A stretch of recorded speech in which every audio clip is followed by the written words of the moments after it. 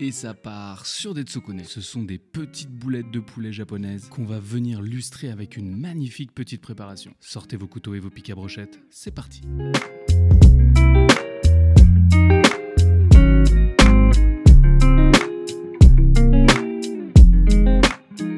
Des boulettes ultra tendres, on va utiliser des cuisses de poulet. Voici comment on les désosse, mais vous pouvez demander à votre boucher de le faire pour vous. Avec un couteau bien aiguisé, on va venir dégager les os de chaque côté. On fait bien le tour de l'articulation. On passe la lame en dessous de l'os et on découpe pour le détacher. Attention de toujours bien garder la lame vers l'extérieur. On gratte bien les os pour pas gâcher de viande. On finit par bien faire le tour de l'articulation.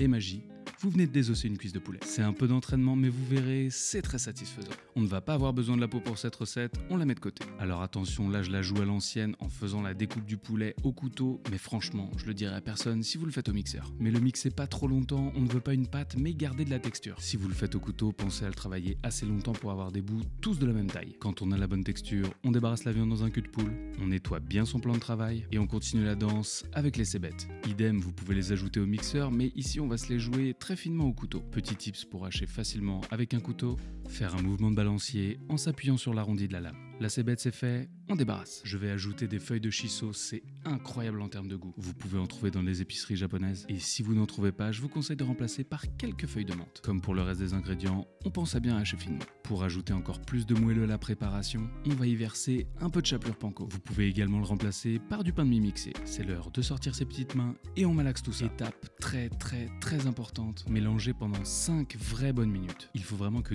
tous les ingrédients soient bien amalgamés. On peut maintenant sortir sa plus belle cuillère à soupe, un peu d'huile de sésame. Ça va être votre meilleur ami pour les minutes à venir. Versez-vous-en généreusement dans les mains. Et maintenant, on va venir former des jolies petites boulettes de poulet. L'huile va éviter que cela colle et vous permettre de faire une forme parfaite. Et vous pouvez utiliser vos doigts pour former de jolies petites boulettes allongées. Debout, ça marche très bien aussi, hein.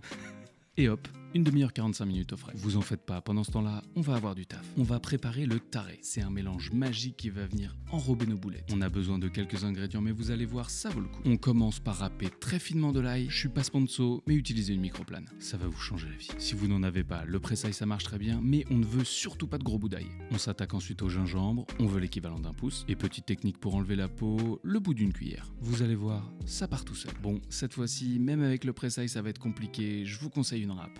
Oh là là, l'odeur du gingembre frais, j'adore. On met ça de côté et on s'attaque au liquide. On va mélanger du saké et du mirin. Ce sont des alcools doux japonais qui vont faire la base de notre sauce. On va faire revenir dans un peu d'huile de sésame l'ail et le gingembre. Attention, on ne veut pas que ça colore. On verse par-dessus le mirin et le saké. Maintenant, l'idée, c'est de faire évaporer l'alcool et de faire réduire la préparation aux 3/4. Ça peut prendre une bonne vingtaine de minutes. Je pense que c'est pile poil le moment pour liker, commenter, partager et vous abonner à Woogies. Quand la préparation a bien réduit, on va ajouter le sucre, bien mélanger pour qu'il se dissolve. Et il ne reste plus qu'à verser la sauce soja. Bon là clairement niveau arôme, c'est complètement dingue. On laisse mijoter 5 minutes et on peut mettre la préparation de côté pour qu'elle refroidisse. C'est l'heure de sortir les boulettes du frigo. Pour plus de facilité à la cuisson, on va enfiler 2 pics à brochettes. Pourquoi 2 vous allez me dire? 1. C'est plus stylé. 2. Ça empêche la boulette de tourner dans le vide quand on veut la changer de côté. Et 3.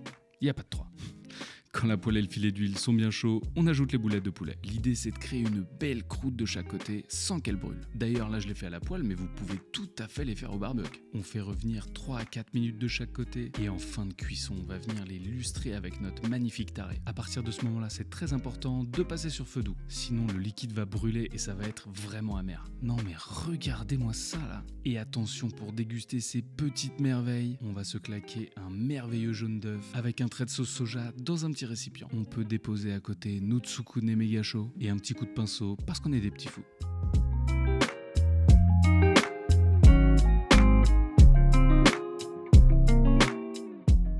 Bon ok, c'est méga addictif. J'espère que cette vidéo vous aura plu et si ce n'est pas déjà fait, pensez à vous abonner pour ne pas louper les prochaines. Et promis, il y a du lourd.